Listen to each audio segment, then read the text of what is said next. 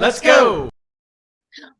What's up, everybody? Welcome back to another scintillating episode of Bingetown TV. We're back with our Yellowjackets coverage, and you are either listening on Buzztown TV, which is our Yellowjackets specific feed, or you're listening on Bingetown TV, which is our main feed. So if you're on Bingetown, go check out all of our other shows we do. We're doing Mandalorian right now. We're doing Succession right now. All the good ones.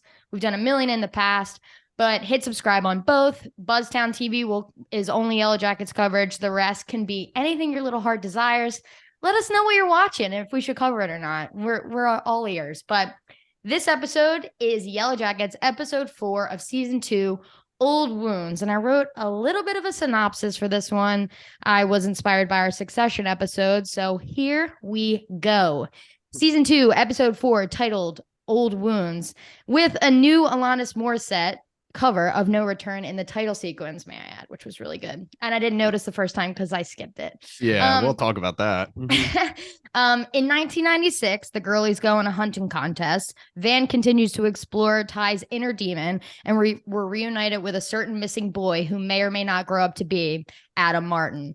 In the year of our Lord, 2021, Shauna and Jeff get Parent of the Year awards. Misty and Walter go on an investigative road trip. Nat smuggles a fish out of captivity in her mouth. And probably the most exciting part of the episode, in my opinion, Ty is reunited with Van, who works at a gay video store. Now, I like this episode a lot. And we're halfway through the season. And with Javi returning, an adult Misty storyline seemingly going to be intersecting with the adult Lottie and Nat storyline next week, I think it's starting to heat up. So I do think these past few episodes have been a little bit like we're inching our way. So I'm hoping that this this episode just thrusts us forward into like the absolute heat of season 2. So I'm going to throw it to Luke because he's got a finger up. What are your thoughts? I disagree about inching because I thought this episode was amazing, and it was the second highest of the series for IMDb. Series, yeah. I thought it was better than last episode a lot, and it's mostly because it started off really hot for me, and there's a good conversation that they have that I just think is amazing for audience members and specifically us. It's like the whole conversation led by Coach, and then the sides picking. Like, there's a lot of good quotes in there that they answer a lot of questions, and they talk about like the dripping the blood on the symbol. There were so many good things to pull from the early scenes, and I was just like all in on the competition of Lottie versus Nat. I just thought the episode started so strong. The ending was a little predictable. I wouldn't say it was predictable that they were going to find Javi, but we've been saying it forever. Lottie said that he's alive, so he was obviously going to be found at some point.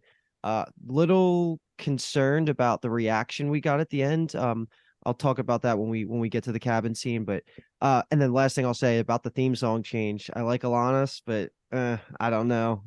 I think the other one was so much down better. On the cover. Yeah. Thumbs down. The OG is just, I guess the OG is just so ingrained in my head, and it just gets me so hyped when I'm watching the episode that I don't like change from that. So yeah, that's probably my thought. Yeah. But to go off what Luke said, I'll meet you guys in the middle. I would agree with Kathleen that we're kind of inching there, but that's just because we have so many storylines and so much stuff that we have to cover with, mysteries and determining what's going on. So it kind of does feel like season 1 where we were like, again, I don't want to keep using the term inching our way to the finale, but each episode just delivered a lot, but long-term just really doesn't help us determine anything. So I agree kind of in the middle a little bit there. One other thing I'll just say is go Sixers, 30 minutes in the game, so we won't be able to watch them, but they're in the playoffs. Hopefully we put the spanking down on the Brooklyn Nets. But I agree with Luke. This episode was definitely better from last episode, the midway point. So I'm fully, always in for the rest of the season. Yeah, I'd say episode 3 was a lull, but this one was a heater. Episode 2, they were eating Jackie, so I wouldn't describe that as inching along either. Also, thumbs down for the Alanis remix. However, the department store remix and Lottie's Vision, that was a bop. Yeah, just a little no return. Yep. Yeah, lighthearted. So that's where my head's at with regards to the theme song. But yeah, great episode. I mean, the Javi reveal was a genuine surprise to me. I didn't think we were going to get that answer in episode 4. Also, I wasn't really expecting him being found to be tied to Ty and Van's storyline, so that was kind of surprising in and of itself. Speaking of which, I love more of the same from Van, like trying to explore what's going on with Ty. I love to see that. And of course, the entrance of adult Van, I think, is really going to get some plot moving in present day. So yeah, just another great episode for a great show. Agreed. So I suggest we do start with 1996 this time. I'm just pumped to talk about it, but let's go through kind of the, Shauna saying they stole the bear meat from the shed. We could talk about that. And then it goes straight into the contest. And then I bucketed out Taissa and Van separately. So since it's kind of like siloed, let's go through the contest first. So first question, do we think Javi's the one stealing the bear meat, or do we think it's someone else? My first comments were going to be that I have no idea who the fuck stole the bear meat. But once you said Javi, I'm like, dude, that makes so much sense because how else would he have survived? Yeah. Again, my guess and my backup answer would always be Taissa because she never knows what the fuck she's doing. So that's always the safe backup. But I think Javi actually, now that you have just mentioned this to me, I feel like that's a great answer. Mm-hmm. I mean, that would be the only answer that's okay. I think I'm mad at anyone in the cabin who's doing that. I don't think anyone's just like raw dog and bear meat though. It had to be Javi. And we can dive more into like Javi's like seemingly like almost psychosis. Like he's not talking later, but I read an article that was like, is Javi the one who shit in the pee bucket? And I was like, yeah, he snuck in to shit in the pee bucket and bounced.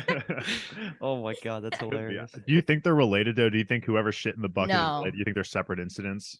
It's in the thing. I can't imagine, like it's in the cabin. I can't imagine Javi being able to sneak in and sneak out. But unless it's not Javi who stole the bear meat, then they can be connected.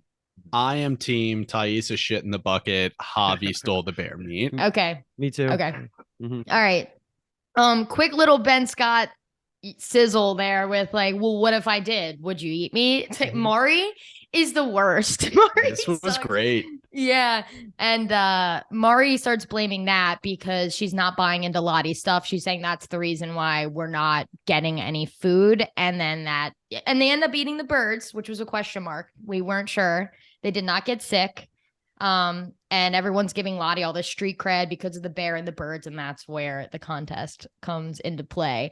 And then Mari unvolunteering Lottie for the gun. Oh my God, you bitch.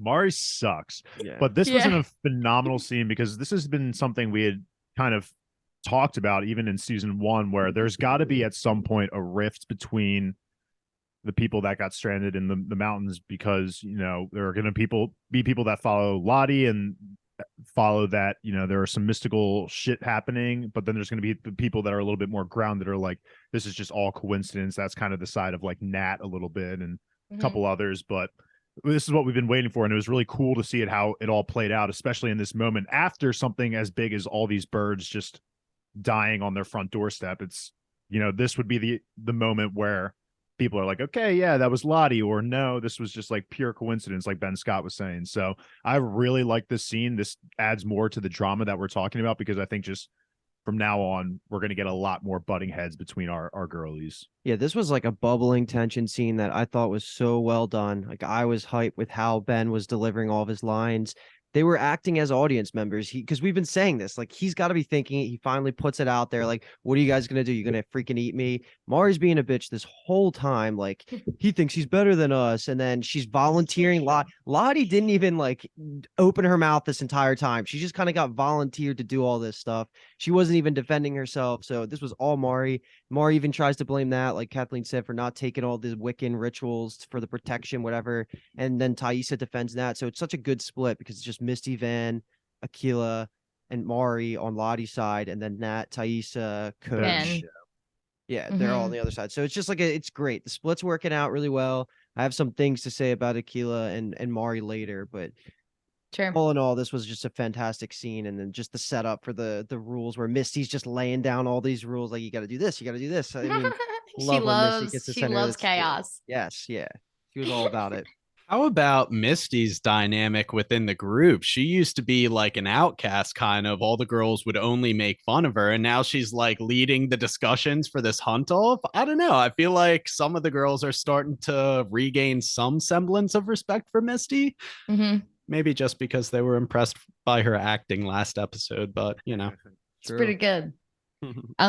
Okay, so we can kind of split the two in half. So Lottie, she's out there. She sees the symbol in the tree. I was going to be so mad if her putting her hand on the symbol was going to like bring out some sort of animal. I was going to be actually mad, but it doesn't. Nothing activates from that. And then she stumbles upon the altar that she keeps seeing. Okay. Were the candles a hallucination, or were the candles something that the girls put there, or the candle something that someone else put there? Because I didn't really get that. Why was there external stuff there? My instant reaction was someone we don't know put it there, but that was my question. Yeah. Were the candles set up when Lottie, Van, and Misty were at the end of season 1? I feel like the same altar. I think it is. There's multiple for sure. The Moss altar is a separate one. And then I guess this one is that altar. Yeah. With the bear heart. Yeah. Because she obviously has the one in present day at the grounds that she's living at in current day. She has that altar because it's not the same one. So that one was obviously built probably, I'm going to guess. But I took it as that I think Van, Misty, and Lottie, when they were doing that ritual at the end of season 1, like they were the ones that put the candles there, and they just left them there, and that's what it is. But I don't have 100% certainty on that. So I thought it was too. We're in no position to just be leaving candles and supplies by friggin' altars. Like I feel like we need that candle for Lottie's Wiccan shit. Yeah. But everyone in every show and every movie is so willing to just slice their hand in half for Shadow and Bone, Mal just like popping on the door. Dumbledore looking for the Horcrux. Absolutely. And so Lottie then starts hallucinating the plane. Laura Lee's bear. I love seeing Laura Lee's face. I never thought I'd like miss her. And then when she's on my screen, I'm like, the cross necklace is there. She goes down into an elevator. It's obviously just a full hallucination. I was like, whose plane is that? And Alex was like, it's not there. I was like, a second plane? Yeah. I got bought for a second too. I was maybe thinking for like a couple seconds here that the plane was just reconstructed again using whatever powers was controlling the force. Oh my God. Then she goes down the tunnel. I'm like, okay, this is kind of this is a hallucination. This isn't real. Either way, Brian already brought it up, and I'm going to say it again because it was awesome. Is the mall theme song going in the background, and it actually built really well with the scene. And then when they go and see all the girls at the food court, I had a little gripe that Jackie wasn't there. That must have been a behind the scenes thing. Like, hard to get the actor for that quick little scene because she definitely should have been there. This could be the spiritual plane too that we saw Cabin Daddy last season in. Like, there's a chance because Laura Lee, anytime she's there, it's working with the dead or something. A literal spiritual plane because she went in a plane. Yes, you're right. But Jackie should have been there. Yeah. Agreed. Yeah, if it was, Jackie should have been there. But the way that Laura Lee was talking to her, I feel like that was crossing over to the other side. She was like, oh, you're shivering. You're about to die. You got to heat up. I really liked this scene. I'm not sure how this relates to the blood sacrifice that she did at the, what are we calling it? The altar. Yeah. Like, she did that and then went right into the vision. I'm just not sure how all these components fit together, but I did really like the interaction with Laura Lee. Also, when Van said, I saw a jacket for sale in Abercrombie, I laughed out loud. It was so funny. For my part, I think they're just highlighting that it's the 90s. You said Express would have been a brand that was very popular back then. Abercrombie, the same. I think they were just trying to be like, oh, mall in the 90s. This is a happy thing for Lottie. Two things that probably don't matter at all, but what I was thinking in this scene was when she cut her hand, I thought at first that the white moose was going to come back and like present itself to Lottie. Didn't happen. But then as she was climbing down the stairs from the plane into the tunnels, whatever, I really thought she was going to go into that sewer place that we had seen her at with the the altar, and I thought that's where it was going to lead to. I think it's still not out of the possibility that altar that she saw in that vision is related to this. We'll call it a flashback or, a vision or whatever. So I think there's something going on there. I just wanted to put it on the table for right now, but it was weird. Definitely. I don't really know how to take it right now. Yeah. Well, before we hop to Nav, we'll just say that Lottie obviously is not in good shape, right? She's just passed out in the snow, seemingly getting frostbite. When she gets in the tub later, her toes look black. Like, that's not good. Yeah. So we'll switch to Nat real quick. Nat finds some tracks to lead her to the moose in the ice.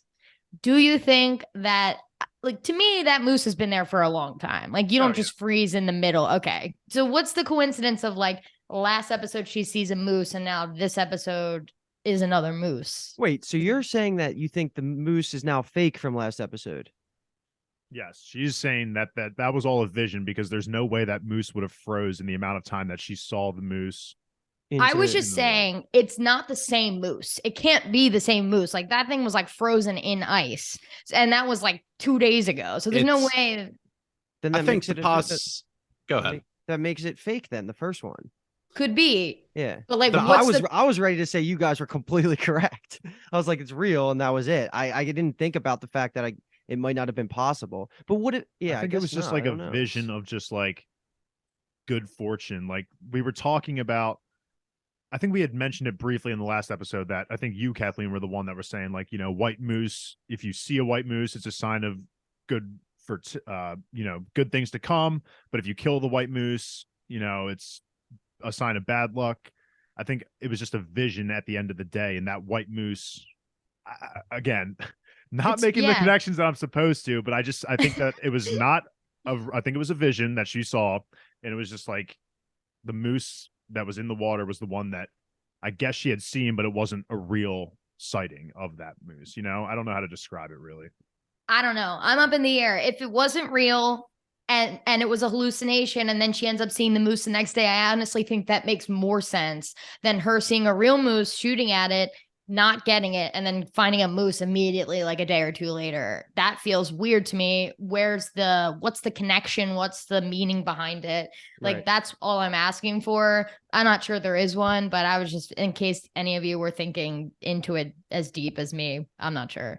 But Mari, as she runs back, cares more about the game than food, because she's like, that's not the rules. I'm telling Lottie. And Misty's like, go fuck yourself. Really quickly. In the words of Ron Weasley, she needs to sort out her priorities. Two Harry Potter references already. I love Sorcerer's Stone. Give it here, Potter. Give it here, Malfoy. Wow. Jesus. Wow. Give it here, Malfoy. That was bad. I'm just trying to get ready for the new HBO series, guys. Which we will probably be covering. Yeah. It would be illegal for us not to cover that. To be honest, they saw the moose and they started gathering people, and like they only had like 6 people go to the lake to get the moose. And I was like, there is no way 6 high schoolers are going to pull out a 2-ton moose. Like, there's just absolutely. So I'm glad that they actually failed in getting the moose meat. Like, I think that is honestly realistic. If White Walkers that can't swim can pull a dragon out of a freezing lake, then 6 of these Yellowjackets should be able to pull a moose out of a frozen lake. Yeah. But no, when you take a step back, I have to be like, okay, these are starving high schoolers. Like, they're not thinking straight. Also, Mari and Akila were anti, let's go get the moose. So there's 2 bodies out right there. But they should have gotten a beat and been like, okay, how do we ensure that we get this moose that is pretty much guaranteeing our survival for another season out of this lake safely? That should have been an entire day's thinking about it and making sure they get this moose out. 100%. They should have taken a full 24 hours to plan things out, get some leverage, figure this shit out, have even Coach Ben with his one leg is helping pull this thing. Like, you were waiting till you get Lottie back, all of that. Like, that kind of really bothered me. And I was really annoyed that Akila and Mari don't go, because they wouldn't have made a difference, let's be honest, but like, come on, like, let's be real here. Because moose, they're like 1,000 pounds of meat. Oh no, they're right? like, they're cars. Yeah, exactly. Like, you are golden if you get that. We did miss a little in between here. It was I just want to talk about it because we're talking about Mari again for a second. She has another dripping, like she's hearing the dripping, and then it leads to Akila finding the mouse and hiding the mouse from Lottie. Akila has a pet mouse. Yeah. I didn't say aw, and Alki was like, ew. The whole time Alki's like, that's freaking gross. they're gonna find it. I mean, once Lottie or Mari finds out about it, I guess the idea is that she's scared they're gonna like use it in a ritual or sacrifice or just eat it straight up. Eat it. Yeah, that's meat. Either way. I know we're supposed to be a Yellowjackets podcast, but I just keep saying I don't know how this fucking connects to anything. Like, how is Mari's fake drip hearings connected to a mouse that Aquila sees? Like, where are these connections? Like, I don't know if it's supposed to be that obvious, but it's definitely going over our heads. The dripping is something I'm really interested in because she's just hearing and feeling things like around that nobody else is. Like, I don't know how that's gonna play. And she is like dripping's gonna lead her right into that pit. I assure you that. It was a really cool shot of her like up, almost like standing on something, and she's like, there it is again. And it's just like a close up on her face. That was a really cool directing shot. I don't think it has anything to do with the mouse. I just think that Aquila found a mouse and was Agreed. like, oh, cute. Yeah. But even if they were, it was this big. What are they going to get? One bite of meat out of it? Like, they may as well just have a pet. It's good for morale. Okay. Mm-hmm. Don't kill the mouse. That's what I'm team. Don't kill another the mouse. mouth to feed. Another mouse to feed. No, you put it down on the ground and follow it to food. It will find it. I guess, yeah. It would something. Hey, that ain't bad. Get the mouse on that moose. Should have just got to get the mouse lifting some weights. Yeah, tie a rope around the mouse. So Nat dunked in the water in the attempt to get the moose. So she's back in the tub. They're like boiling water, dumping it in the tub. Meanwhile, Lottie gets found. She's like frostbitten, and then she gets in the tub because now she needs it. But I'm going to say this right now. I don't think when you're frostbitten, you can go from like you're not supposed freezing cold straight into warm water. That's like the worst thing you can do. But for television, I'll allow it. But in theory, like if she really had frostbitten toes, which it looked like, I think she's losing those toes. She's going to be Fen, wooden toes for sure. No, because she wears heels and as the colt. Yeah. Agreed, like, but like open toes, yeah. But I get what you mean. Yeah. But the Nat and Lottie shippers are being fed today. I sent a TikTok to the boys in the Yellowjackets group of like these TikTok fan edits that I'm getting that are just like shipping Lottie and Nat, which is just so funny. And they have these cute little like fuck you, good game moment that is like really sweet.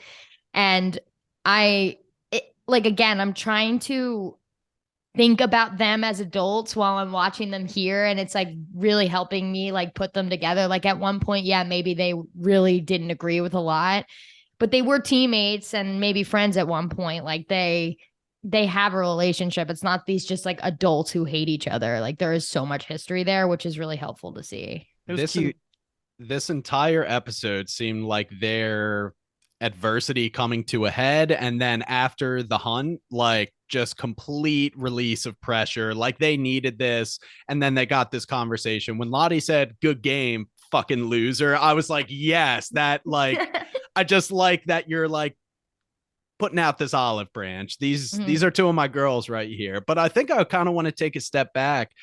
The more they're showing us this side of Lottie, the more I'm starting to think that Lottie is kind of innocent in all this, and like this kind of evil French entity, whatever it is completely independent of what like our girl high school Lottie wants to do. I think like when she's fully in control, she is genuinely meaning what's best for the group. Yeah, I agree. Yeah, totally.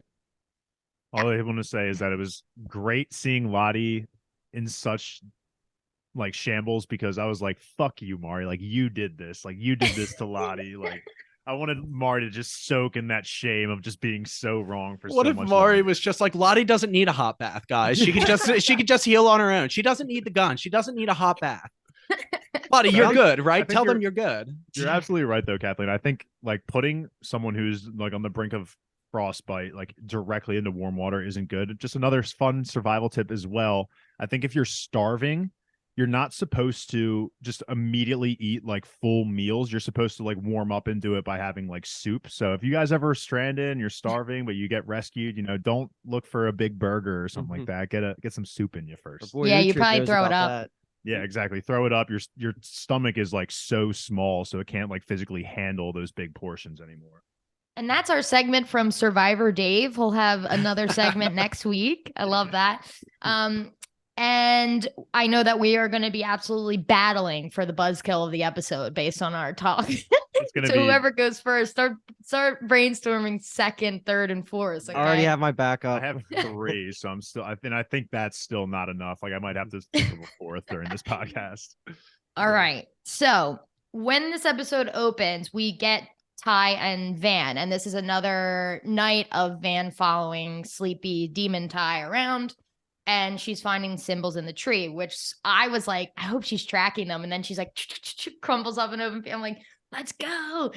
Opens up an old math test with the bag, scribbles out where the trees are, like a girl would. And then Van's like, let's tell Lottie. Hard no from Ty. But the mapping of the trees is great.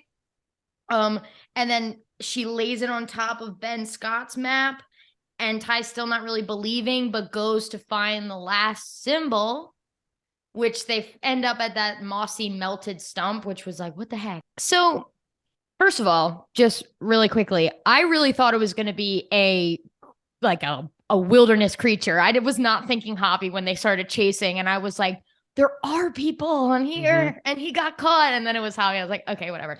But I don't know if Javi is the one who's stealing the meat, unless if he's the one stealing the meat, he is really psychologically fucked up. Like the mushrooms fucked him up so hard that he doesn't want to come back. Like he can come close enough to the meat shack and without not interacting. Without just coming in. I don't know. It like, I guess the mystery lies within where has he been for 3 months and or however many months, and what has he been doing? How's he been surviving?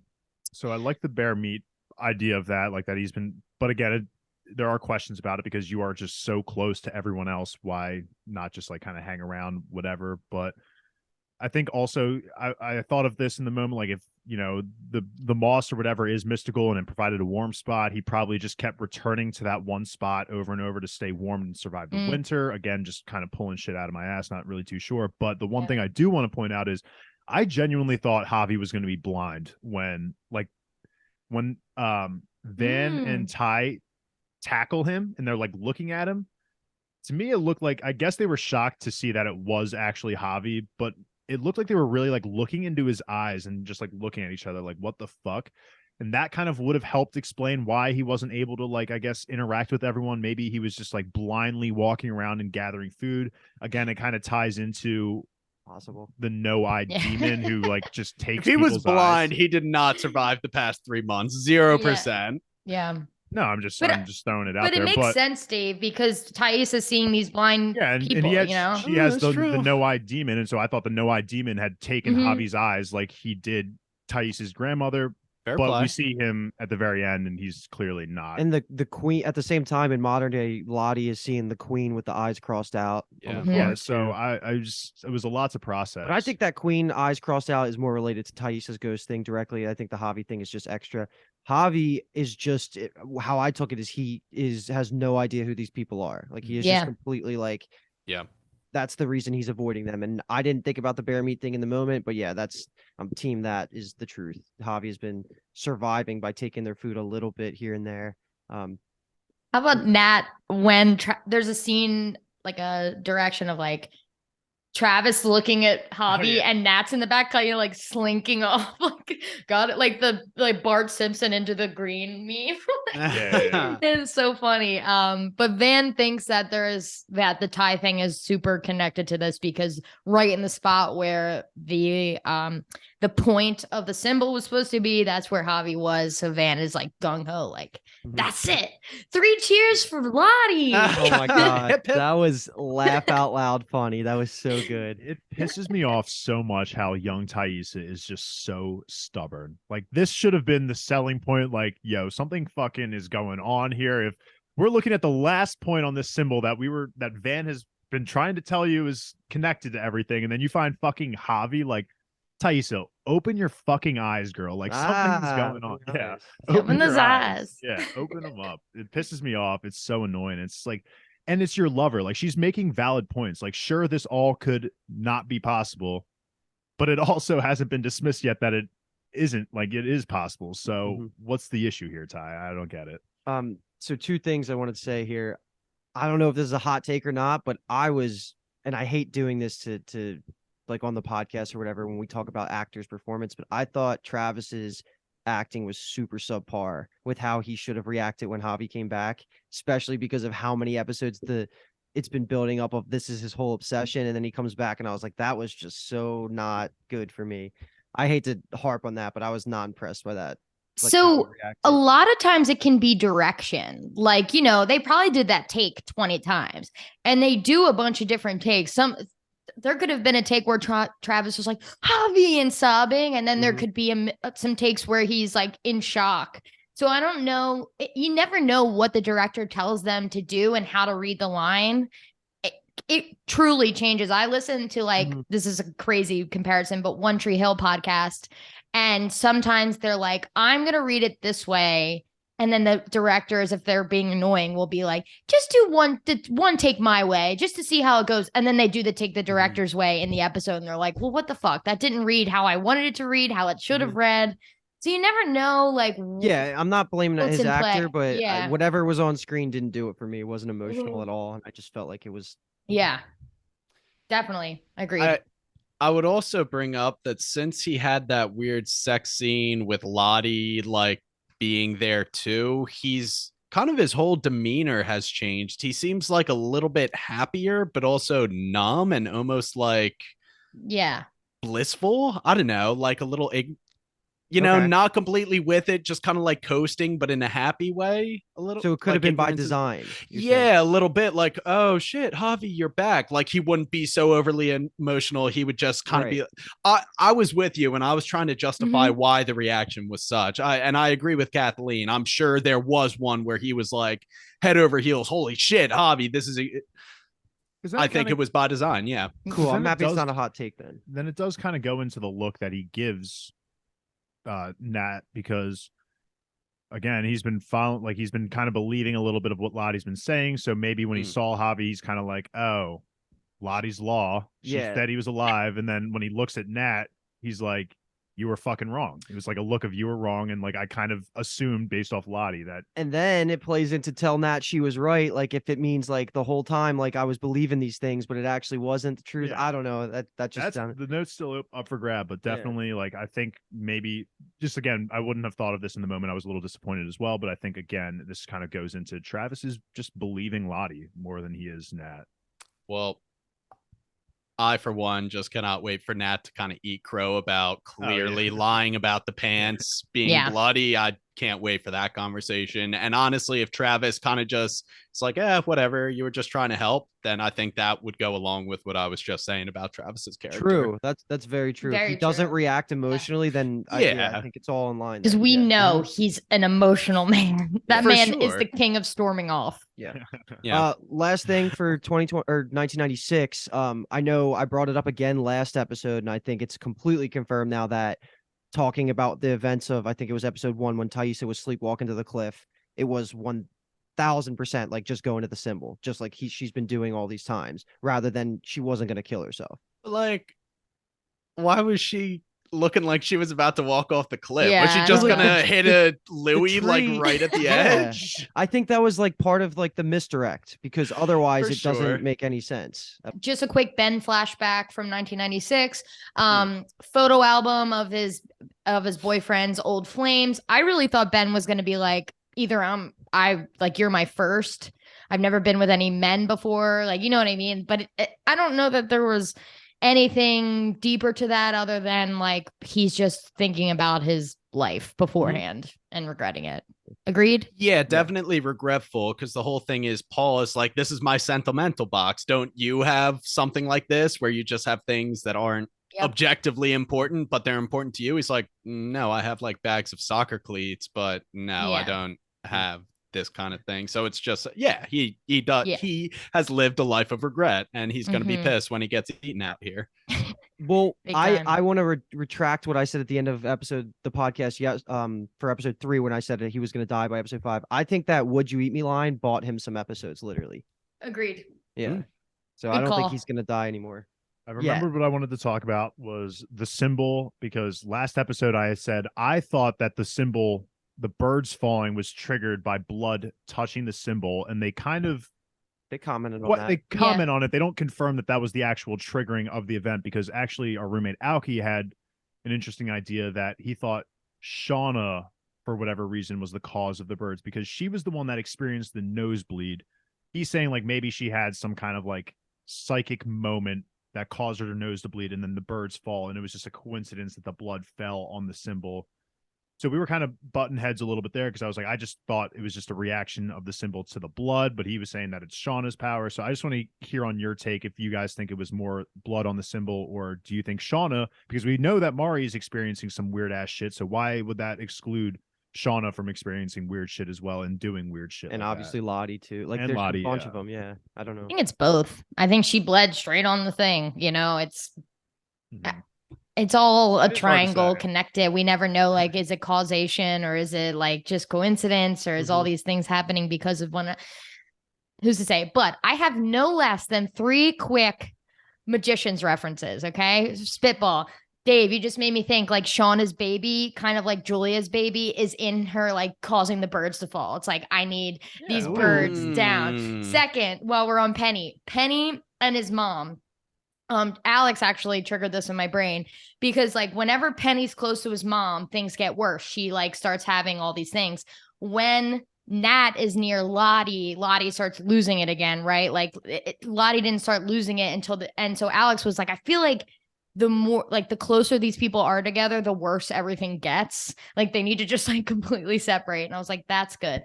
And then one last thing, Thaisa, which we can jump into Thaisa's, is like Alice when Nif and Alice is in Quentin's body, and she gets to take over it for like 30 minutes a night or an hour a night. And then Thaisa's just like waking up and is like, what did I do? Where am I? Like in the car with the like Jessica Roberts like booklet, like can't remember anything. And so I know. Well, even better comparison for that third point is Moon Knight. I don't know if you watch that. That's exactly what this was. Moon Knight is just the Marvel show where it's multiple personalities, the same body, and literally those things happen constantly. Where our main character, Oscar Isaac, he like closes his eyes and opens them up, and he's somewhere completely different, and people are dead all around him, and he doesn't know what happened.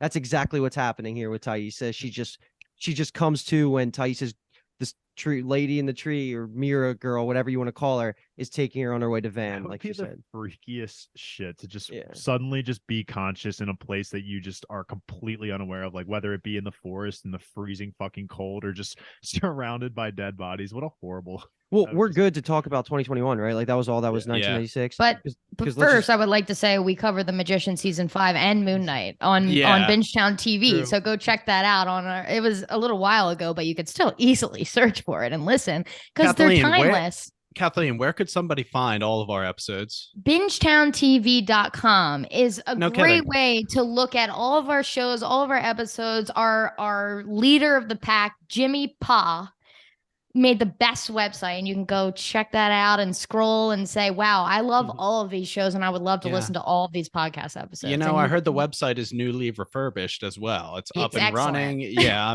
I've heard nothing but good things on that front. This is like the mid-episode ad. We got the ones in the beginning and end, and now we got this. Megaphone's gonna put in an actual ad right after our Bingetown internal ad. We're breaking the fourth wall in this podcast. Love here. That. Luke, take us to 2021, the year of our Lord. Yeah. No, we're good. I think Thaisa's storyline, like you summarize it the best way in your little synopsis at the beginning, Kathleen. Like the only thing worth mentioning is the hitchhiker. Like I don't even think that's like the pen and the voter. There was nothing else there besides her showing up to Van. Is that do we think the pen is just going to be a gag gift for Van? I don't know, but I love that. That's 100% what it is. Yeah. Like, I'll take it back.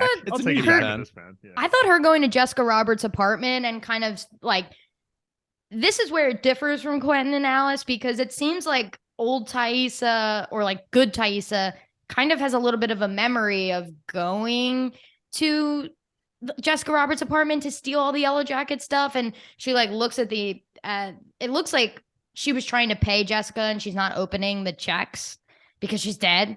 We can only assume Jessica's dead. So I thought that was when I first watched it, I had to rewind it. I was like, what the heck did I just watch? Like with both Thaisa's, and I'm like, what apartment are they in? It took me a second to realize they were in Jessica's. Thought it was a cool scene, confused me a little bit, but then I understood once she woke up with the like Yellowjackets packet and stuff. Yeah, and I think that's the big takeaway, is that the demon inside Thaisa is looking for information on the Yellowjackets. Now, is she only looking for the whereabouts of Van, and adult Ty is just like, oh, let me just nip that in the bud, and instead of demon Ty making contact with Van, I'm just going to go seek her out myself? Or does she have more sinister intentions to try and seek out the other Yellowjackets? I thought it was the first explanation there. And for why it was filmed in that weird way, I think that was just the tail end of our Thaisa going unconscious and like actually giving up into sleep, because it looks like the mirror just like, all right, my turn to drive, basically. And that was just like the tail end of her possible memories, and then she comes to and now she's back and she actually has energy and is a person again for a little bit. I just want to say the video store's name is While You Were Streaming, which is a play on While You Were Sleeping, a Sandra Bullock rom-com. And I just thought that's cute because our girl Van, she's got great taste. We know she does. I hope she owns that place. There's a little pride flag outside. You would think she did. Mm-hmm. Or if she's just working there, I don't know. But was the movie called While You Were Sleeping or While You Were Dreaming? Because that would like be a more direct rhyme. It's sleeping. The movie is While You Were Sleeping with Sandra Bullock, unless they were trying. Yeah. But I mean, that's still ironic in the whole situation with Ty. True. So it still has a play on that. Yeah. Double entendre. Yeah. But Van looking good, man. Even with the scars, she's looking good. I'm a sucker for redheads. That's my thing though. So she's looking good, and I'm just still so excited to see where this plot goes. Like, is Van going to be like pissed at her? Like, we don't know how they quote unquote broke up or what caused them to no longer see each other after the crash. So it's gonna be the split. It's noteworthy that Van isn't in like the inner circle of Yellowjacket. Like Shauna, Ty, Misty all like texted each other. They have the group chat going whenever something big happens. It doesn't seem like Van is checked into that loop, and clearly she's not following Lottie's cult. So I'm interested to see why Van split from the rest of the Yellowjackets. Well, where is Van's shop? Or like Thaisa said west, right? Like that's all. I don't think was there ever a location given on where Van's shop is, because they're all probably still texting, because at least it seems like Thaisa, like Misty, they're all still like in New Jersey or whatever. Local, they're all local together, whereas Van, she is way out of the way. It sounds like if Thaisa had to go hitchhiking and just say west, like I don't know if was that drop ever. Did we know where it was? No, but you did see the Google map. I don't know. I would think if she spent all the gas 200 miles west, I don't know. That could be like mid. Yeah, I guess she did use a whole tank of gas, and then she was still in Jersey because the guy had voted for her. So unless he was just a New Jersey driver in a different state, like she's a New Jersey state senate, so he could vote for her because he lives in Jersey. So you can assume when he picks her up, at least they're in New Jersey still. But Jersey's pretty decently, certainly in the tri-state area. Maybe they hopped to Pennsylvania, baby. Let's go. Would love that. Welcome. Welcome, Yellowjackets.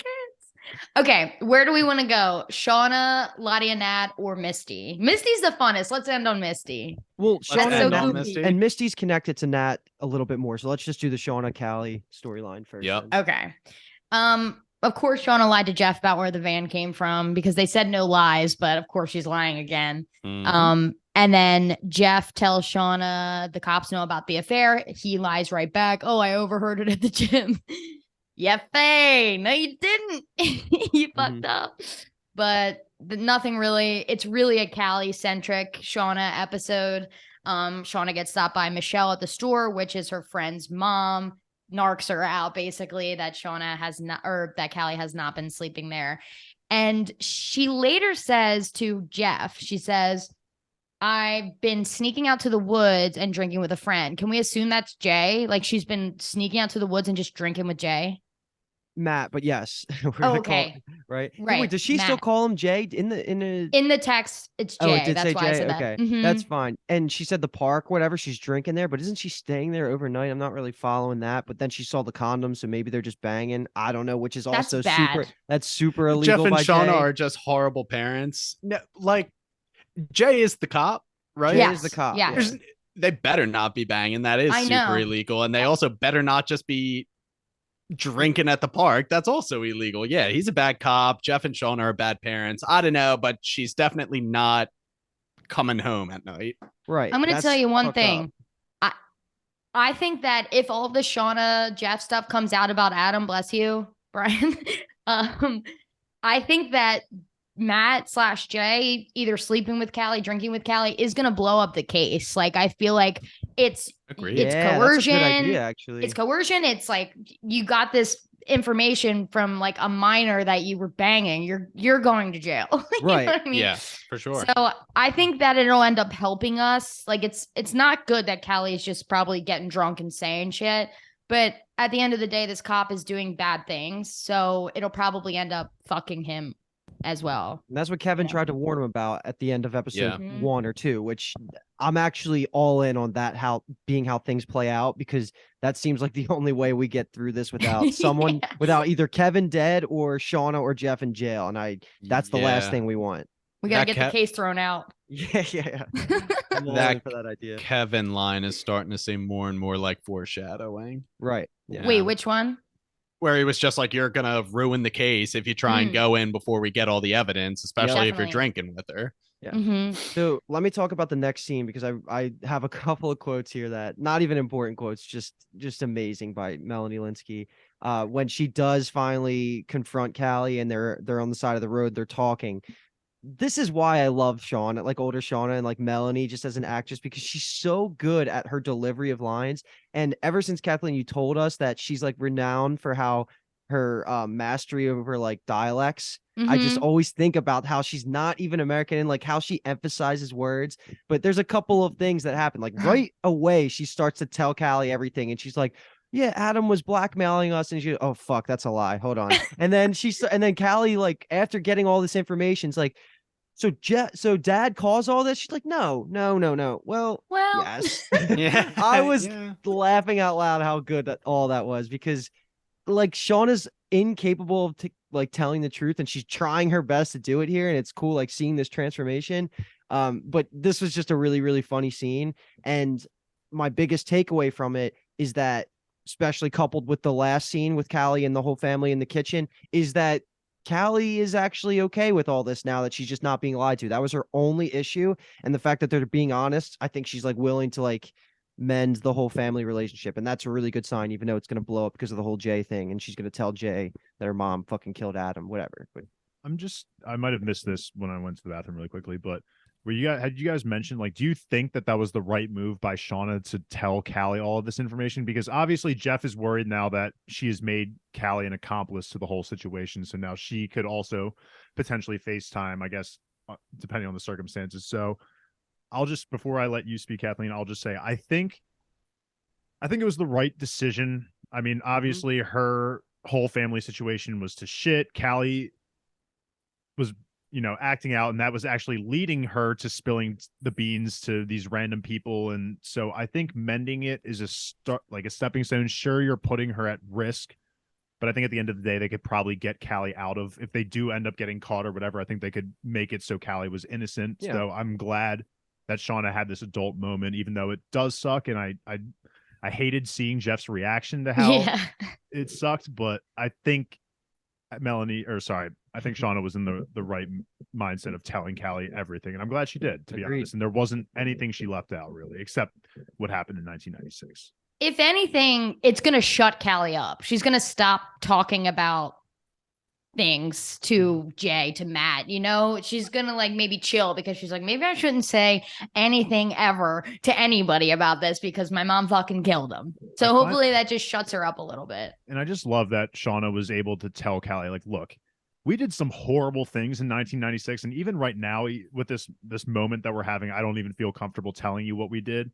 And I think that honesty, just that little bit of honesty from Shauna, was enough for Callie to be like, damn, like, I've been just looking at my parents as like these assholes who don't like want to include me and everything. But her backstory that she was not really clearly aware of at all is a huge influence on why she does the things that she's doing now. And I think Callie is adult enough to see that. And it was a really heartwarming scene. And it was great, even better that Melanie was able to, play it so like just comedically. Yeah. I mean, it was a great move. I think it's good going forward. It's just, there's going to be some irreparable damage that already happened. Yeah. Like, I think she already told Jay things that are it's too late, but I guess close your ears, B Thomas, for 5 seconds. I'm going to talk about what's on next episode. Just like, it was like a quick little thing. Oh, I didn't see this either. It basically is her saying, like, she has a scene in the kitchen, like, guys, I know how you said don't tell anybody about the things. Well, don't freak out. That was it. Yeah, so she's basically going to tell Shauna. And that's going to be the storyline. Well, that's good. Yeah. I mean, that's bound to be where we were going anyway. Like the honesty is all I'm saying. Is we're good people here and we appreciate honesty. To me, it's just one more obstacle we have to deal with Jay, and then the family's back. So, like, once we get rid of this, like, I don't think Callie's going to have any resentment towards them, and then we're going to be all good. It's just obviously this is going to play out over the next 4 episodes and probably going to culminate with either Jay dying or, again, someone getting arrested. I will end the Shauna, Jeff, Callie stuff by just saying that Jeff, he's not a bad person. He's just a bad criminal, which I think is a perfection way to describe that goofball. Yep. Let's move to Lottie. Now we can do Lottie's to get and Nat separate. Nat and Lisa, then Lottie. So the only really time we see them interact is right in the beginning, Lottie and Nat. In Nat's eyes, she wants those keys first. Like they zoom in on the cabinet she's locking. Nat just wants in that. So Nat gets the keys to drive to the farmer's market with Lisa, and she's going to get into that cabinet later. But we'll go through Lottie. So Lottie's dressed up to go to the bank, aka her psychiatrist, and she wants to up her meds. It's a different psychiatrist. I don't know if that has anything to do with anything. I don't know why they would switch up. Maybe just to have to retell the psychiatrist what's up. Yeah. Otherwise the other psychiatrist will already know. But it's her first time having visions in decades, which is Nat shows up and now she's having visions. I think Alex was really onto something with the proximity to these Yellowjackets. Things get fucky in their head. And also decades could just mean that since they left the forest. Yeah. She hasn't had a vision. Yeah, because she was last time things got really fucked up. I wish I wrote the quote down, but yes, she did say something along the lines of this can't happen again. And then she also goes on to say that the visions can't be telling her anything because they're not real. So something's going to happen at the end of 1996 where visions are going to lead her to help form the cult, the cannibal cult. And then when they get rescued, she's going to be like, oh my God, this wasn't real the whole time. Something like that. That's what it seems like it's going towards. It's just wild seeing older Lottie want to try and suppress these visions and powers that she's having, because as herself in 1996, she almost seems like she's embracing them. So at some point from what happens in the crash till now, something dark must really happen specifically with her powers. And that's why I guess maybe she comes back and she also signs up for shock therapy, agrees to it because she feels like she's so fucked up in the head. But, unfortunately, I think she's just tied to this no matter what, and she just can't get rid of it. But I just think it's an interesting dynamic that she's now so opposed to her powers, where in the forest in 1996, she is almost embracing them. And what it turns into is that final scene where she realizes, okay, I have to deal with this again. And she's again fully believing the stuff that's happening. And it looks like she's doing just a blood sacrifice to the forest at the altar. And she says, can this just be enough, please? I feel like it's the amount of blood that is given to whatever she is sacrificing to, I think, because you had mentioned this while we were watching with the whole, when she gets possessed with the French thing, she's speaking in French saying, I need more, whatever it was that she was saying. They want blood, or they want more blood, or whatever. I think whatever this thing is just requires an X amount of blood, and she is just hoping that it can get triggered by what she gave it. And yeah, I mean, I want this to be a thing because I want the forest to start playing a more active role in 2021. And I think that's what we're it's gearing up to head that way now because she's doing the sacrifice again. So magic shit's going to happen. And I just hope we go that path. But I saw the shrine. I was like, oh man, they're totally in where they were, in the forest, but we've already canceled out that theory. But she definitely, I mean, she must have built that one specifically. If the other ones had just appeared, this one, she must have put in the center of her town or whatever. What if they were just in New York the whole time? Yeah. The plane just went up and then crashed instead of just being it's 1 mile outside of where they have explored already. There's civilization. It's New York City. It could be Hunger Games, right? They're just watching the whole time. Does anyone have anything else to say about the queen with the eyes? Do you think someone actually physically gave that card in the affirmations or daily gratefulness thing? Or do you think she's hallucinating that? Hallucinating, because she looks at the first one she sees, blinks or whatever, like shakes her head, and then it's back to normal. And then the next card she sees is the same thing as the Queen of Hearts. I don't know. Luke said it was like, we have theorized her to be the Antler Queen of Hearts. Don't know the connection, but it didn't makes sense because the bee conversation last episode too. Bee, everything like Queen is important, definitely. Yeah. So is this the Queen is referring to Lottie? Her. Okay. I would say so. Yeah. Like, probably. Do you think then the card was symbolizing like whatever Thais's demon is now hunting Lottie for her eyes, like the demon was hunting Thais's grandmother, like maybe Lottie is somehow the next victim of her? I have no idea. I think there's just a correlation there. We just don't know how and what and where and why. That's the theme for this podcast. Yeah. We're right there, but we're not right we there. have the pieces, we just have no idea how they work. Okay, so now we break off to Nat. She goes with Lisa to the farmer's market. This is giving us a little bit of Lisa's backstory. They're in the car. Nat's kind of questioning about why Lisa's there, kind of being like, you can't leave. And she's saying like, you have the illusion of freedom, but you don't actually, no one has rules to say, oh, you can leave. They go over that stuff and there's no rules at the compound, Lisa says, but Nat's not buying that shit. And then they end up going to Lisa's mom's house and where she used to live, to say hi to the fish. And then chaos ensues. The mom is like, rightfully so, right? Lisa was suicidal in the past. Obviously, she's depressed, that she's on medication, which she got weaned off of at the cult. So, I mean, I would be a concerned mother as well. But the mom is intense and rude and stuff. Does anyone have any thoughts on this scene with the mom? I was just on team Nat for it when Nat finally does come in to defend her, because she let it play out until she took it too far and started talking about cutting arteries. And it's like, if you're dealing with someone who has depression, you would never say anything like that. Right. And Nat just comes in and says, you're being selfish. I thought it was interesting to see this maternal side of Nat come out to try and protect this Lisa character. I'm not sure if it's because of Lottie's workshop and maybe some sort of connection was actually made or what, but I was drawing the parallel. Season 1, they kind of explored that Nat had an absent mother and a mother who was in an abusive relationship and would side with the father occasionally. So I don't know. I think Nat saw a little bit of herself in this interaction between Lisa and the mom. And Nat has never struck me as a maternal character. So seeing this kind of just come out of her instinctively was really nice to see.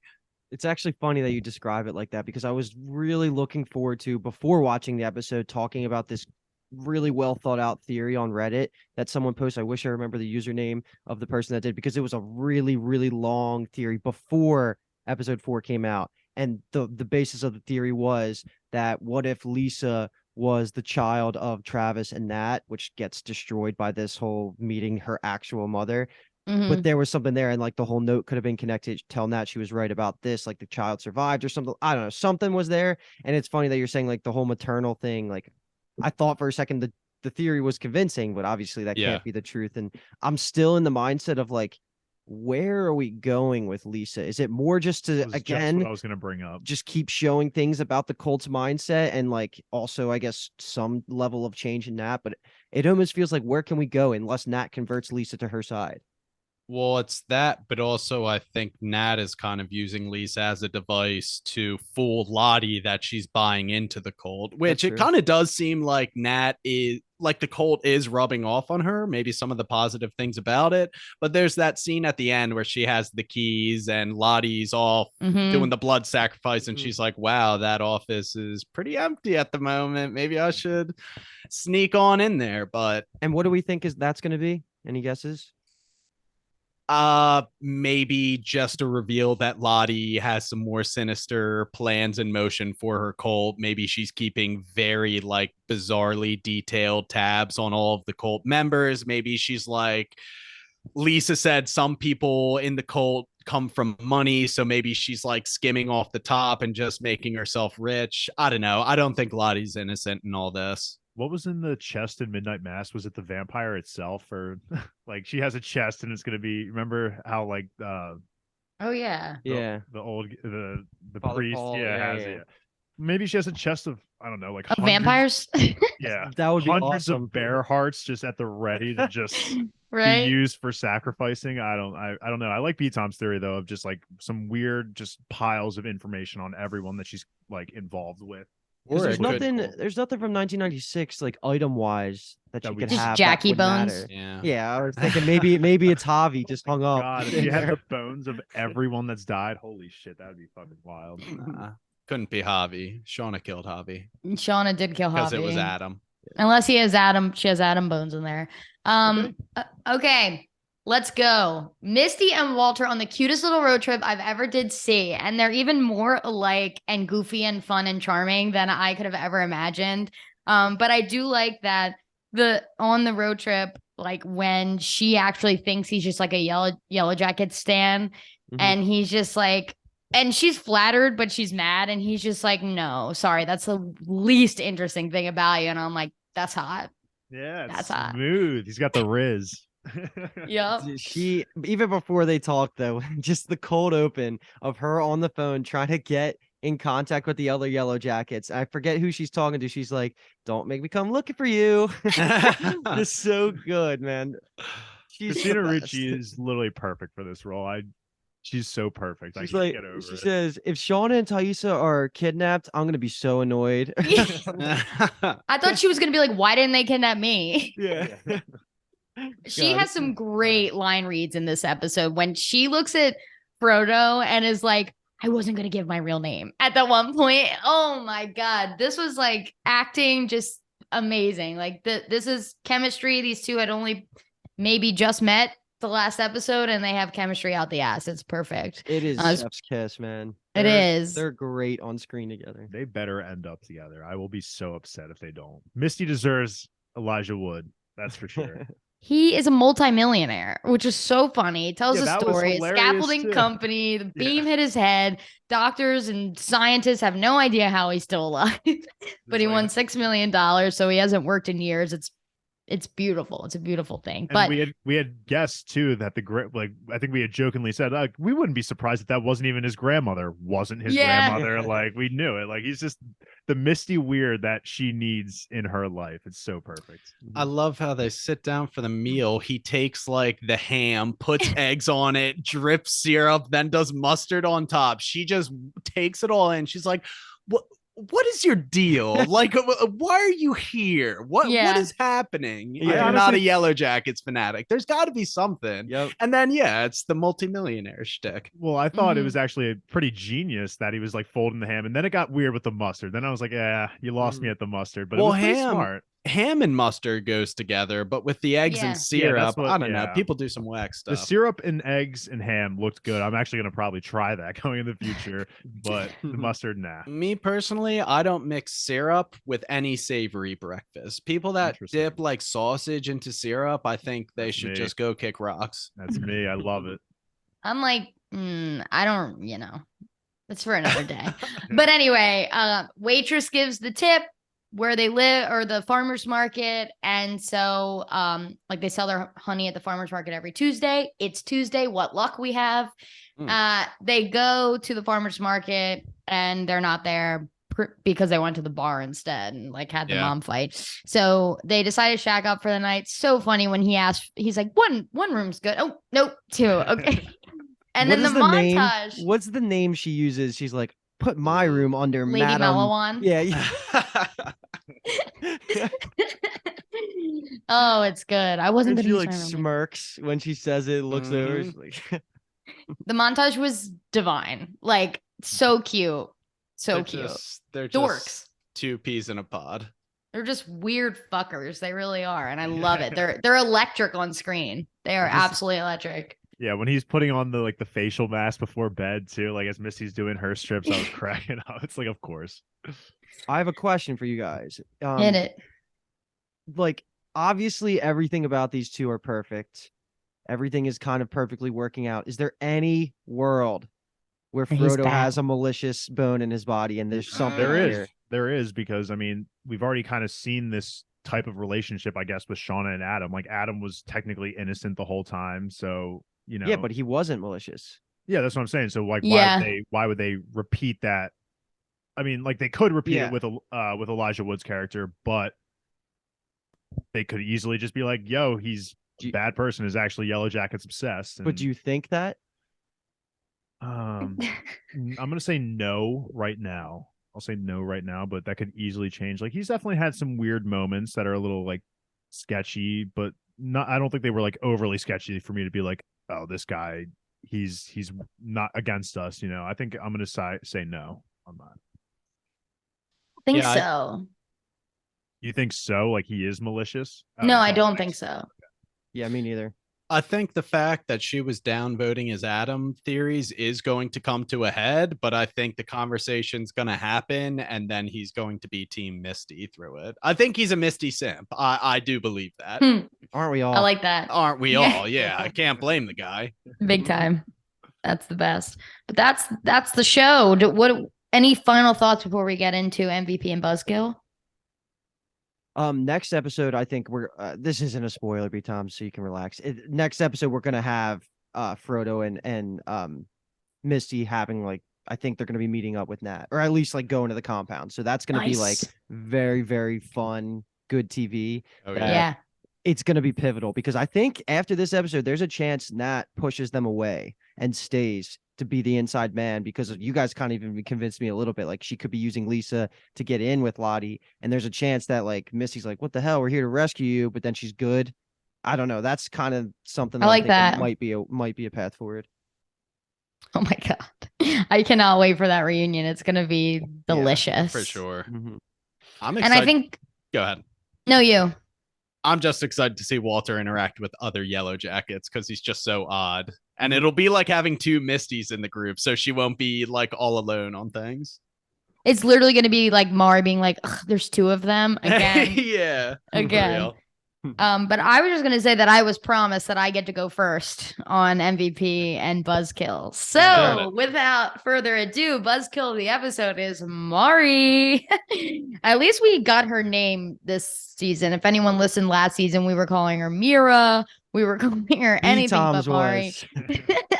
I too couldn't figure it out. And now we've got it because she gets the most hate in the episodes. I wish you didn't, but she really just is brutal. And then my MVP of the episode is going to be, I'm going to give it to young Lottie. I just was really interested in that storyline. I don't think I've ever given Lottie the MVP, so I'm going to give it to her.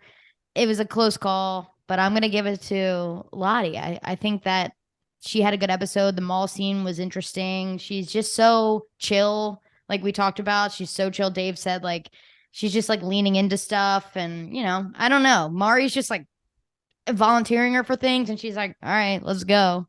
I'm pissed. I'm not going next. I need a second. Okay. All right. Me. LVP, young Ty, for all the reasons I had said earlier. She just is not listening to Van and willing to switch sides, in the fact that, okay, there's some shit going on, and you found, like, Taisha should be taking credit for finding fucking Javi, but she still is like so against everything that she's being stubborn. So LVP for me is gonna be young Ty. MVP, I will give it to old Shauna, because I feel like this is the first time in a while that she's been in contention for even winning an MVP. So I really liked that she was able to somewhat rehash the relationship between her and Callie. The speech was hilarious, was also very kind, and felt really good to just be see them kind of break down those barriers. So I will give it to old Shauna, because I don't know how many more times we'll be able to give it to her, to be honest. So Tom's did not talk shit on older Shauna, so that's a good choice, I think. Yeah, I didn't really join the discussion about, are we happy she brought Callie into the fold? For the record, I was Team Jeff. That's just horrible parenting, making her an accomplice. I think what you guys said, if push comes to shove, they could get her out of it, but that's what she did. She made her an accomplice. Now she knows. Yeah, we don't like her for her smart decision making. Are you an accomplice just because you know about it?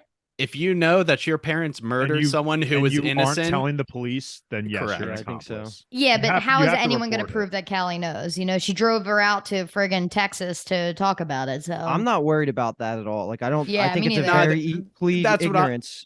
that's what I'm saying. I think you guys were right, but Yeah. objectively, no, I did not agree with that decision fully. But for the narrative, I'm glad Callie's kind of more in the loop. But I went first last time, so Luke, do your MVP. So my actual MVP was young Lottie. So I will take my second choice here and pick Callie because I never thought I would get this opportunity. And I'm gonna put a little caveat next to Callie being the MVP is that that's only stands if I got the right read on her renewed relationship with the family where she's like okay with everything. Because if that's the truth, like I'm happy that we're over that hump. So that I'll give it to Callie. For Buzzkill, it was Mari, then it was young Ty. So you guys took those two.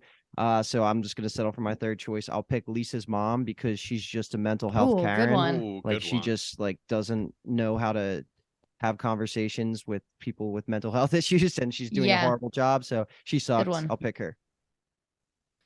All right. Yeah, nobody took either of mine. Let's start with the Buzzkill. I'm going to go Javi, bro. Seriously? You've been gone for 3 months? You're just going to come back and give us a zombie stare? Come on, bro. You're being a Buzzkill. Give us something to be happy about. MVP. I think I'm going to make it Embiid. Good. Yeah. Let's go. For sure. How are they doing, by the way? Oh, they're winning. They're winning. That. Good. Okay, MVP. I think I'm gonna make it back-to-back weeks with Van as my MVP. I really just liked how she's not taking Thaisa's shit. When Thaisa Bernard's out, when she's literally showing her the map with the symbol, and Thais is just like, you can make anything look like whatever you want if they're just dots on a map. And she's like, are you fucking kidding me? That was great. And then at the end, when Mari's just like, oh, Lottie knew that Javi was alive. I think Van is approaching the supernatural stuff with the most logic. Yes. You know what I mean? She's just like, yeah, Lottie did have that gut feeling. That's all well and good. But Thaisa has this instinct that led us directly to Javi. And then she looks at Thaisa and it's just like, look, Ty, you cannot deny anymore that something that's going on deep inside of you is related to everything that's going on here. We cannot keep ignoring this. We got to confront it. And I just think for that reason, Van is the MVP of the episode. Also, the adult Van reveal was pretty awesome. That was a great pick. Van was like definitely in consideration for me too. But there's something that what did you just say that I really wanted to bring up? So that could be the reason that they split is because Van's gonna tell Lottie about this. Like they could split up because of that. Yeah. Maybe. Yeah. All right. Ooh. And I have a habit of doing this. I forgot to say who's on this podcast. We've got Luke, we've got Dave, and we've got Brian. Woo. Those are the voices you're hearing, and me, Kathleen. But yeah, that's the episode. We'll be back for episode 5. I love talking Yellowjackets with these boys. I also love talking Succession, which we drop on, Tuesdays or Wednesdays as well. Succession's been heating up like crazy. Mandalorian, Dave, Brian, and Paul have been killing it on Mandalorian. We've been dropping. So go check us out again on bingetowntv.com. You can follow us on Twitter, Instagram, anything at bingetowntv. DM us if you have any theories, anything you want to say to respond to anything we say on any podcast ever. And even the old ones, we'll love to talk about them. We love the shows we cover, so we will talk about them anytime.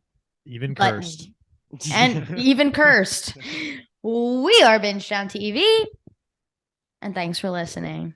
Clap your hands, everybody. For Philadelphia. 76ers. Let's go Sixers. Let's go, boys. That was a good time. I feel like that was like an hour, 25 minutes. I don't even think. I think it was like maybe hour 25. Yeah, I can edit this one, Kathleen, because you got a Succession to deal with. So I'll take the audio again for this. Are you sure? Yeah, I got it. Okay. All right. You'll do the video stuff, and yeah, that's fine. B-Town's busy with Mando. You got Succession. I got this. Word. I gotta get. See you in a couple hours, B-Toms. Good luck with Mando. B-Toms, I'll just text you. It's literally like 15-20 minutes I have left. So cool. Yeah, I just saw Paul said let me know, so he's on standby. Sweet. Let's shoot for like later, 3 homies. o'clock or so. Peace. Love y'all. See you.